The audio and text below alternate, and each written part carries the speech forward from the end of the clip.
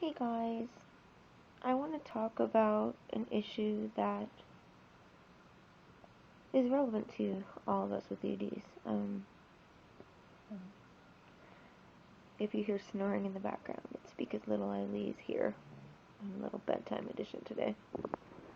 Little Ei, snoring away. Cutie pie.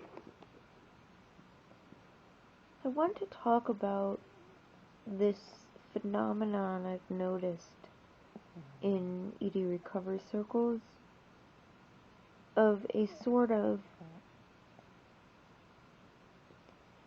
cliquey, condescending superiority complex. And it should be obvious that this is a very detrimental thing for everyone involved, really. But I've seen this enough that I have to mention it. Typically in recovery circles, one forgets the acute phase of their illness, or the deepest phase of their illness. And this is a survival mechanism. Mothers during and or shortly after childbirth, I'll never have another kid again, a lot of them will say. But they do. And for all of us, there are painful or traumatic events in our history. And with time, they become less intense and easier to cope with. Whether the mind, stores it away in a subconscious box, or whether over time you just become more desensitized. We tend to detach from and very easily forget the intensity of suffering in a very difficult time. Okay, sorry about that. Eileen and I are in bed today. Mommy's been sick. I want to continue the discussion though, so sorry for jumping from cell phone to webcam on you guys. It is always, hindsight is 20/20. It is always easier to look back and apply current knowledge to previous events. It's really difficult to recall what it was like in the absence of having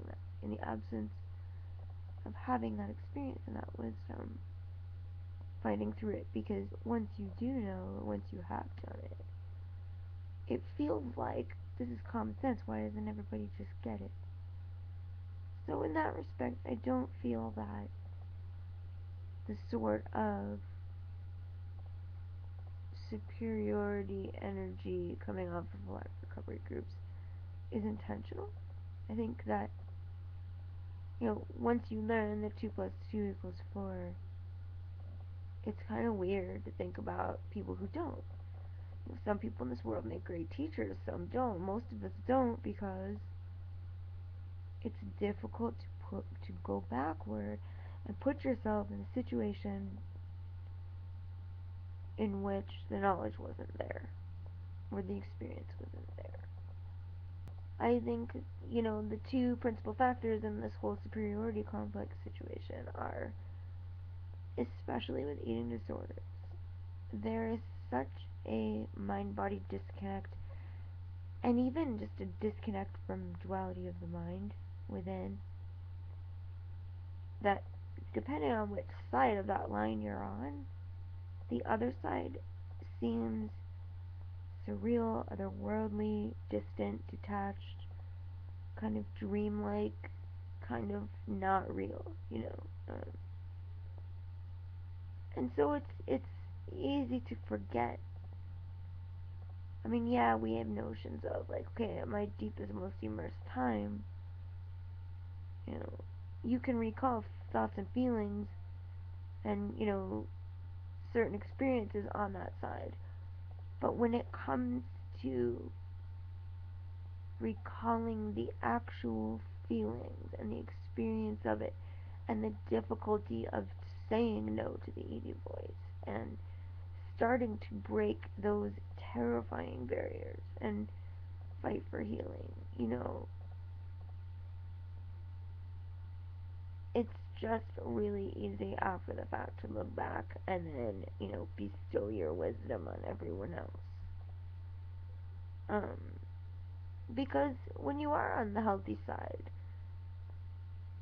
you're already detached from that mindset, which is excellent. But I do think it's important for us to keep this forefront in our minds when dealing with people who are immersed if we aren't. Because once you've achieved something, it's really easy to forget how difficult it was to achieve it, and also to not have tolerance or understanding from deviation from the path that worked for you in someone else. So I did want to mention that. I just feel that, in any community there's going to be cliquey issues going on. Um, but in mental health support communities, all of us need to be more sensitive and loving and supporting and, not judging people for where they are or how they're trying to cope. Our illnesses are as unique as we are, and we can only do what we can do. So, and if you're in recovery, please don't condescend the people who aren't. It so frustrates me. There's a fierce level of intolerance regarding discussing pathological empathy, experiences, triggers, thoughts.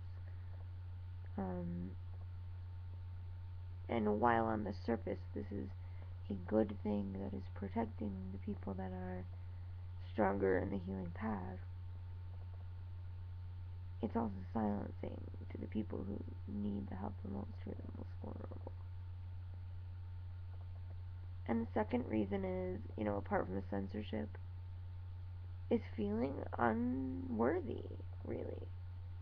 That's a hallmark facet of EDs, that one feels one is not worthy of treatment, or worthy of help, or worthy of anything. Um, and yeah, there's a lot of bitchy, clicky recovery circles out there. And, that shit's just not productive. Like, y'all can pat yourselves on the backs, and I'll add a few of my own. Like, I'm thrilled if you've made your way out. But be careful before you think you have all the answers for someone else. Just try and remember how it was for you in your darkest time. Really, seriously. Without all of this perspective since. And just be careful and be sensitive, please, you guys. Like, my message is always sans jugement. Don't judge people. Don't put conditions on support. Just be loving, supportive, receptive, whatever. And don't look down on people, and please don't patronize people with, like, oh, it's just, you just do this or that, it'll work. Like, there's a way to express compassion and encourage somebody to strive for optimal wellness without making them feel like shit for not being better, or because a certain form of treatment didn't help. We need to get rid of that because it's not helping anyone. Okay, so yeah, like, what are your thoughts, you guys? Let me know if you had an experience like this. Also, I want to open the floor for suggestions for new topics. I've been really, really involved with animal rights activist stuff recently, and I need to get back to my community. So let me know, you guys, okay? Like, if there's something you want me to talk about. I know I've gotten a few requests, and I need to go find them. I have a few topics I'm already planning, but yeah, if there's something I can answer or research for you, or that you'd like me to talk about, feel free, let me know, okay? Much love and be well, precious ones. Bye for now.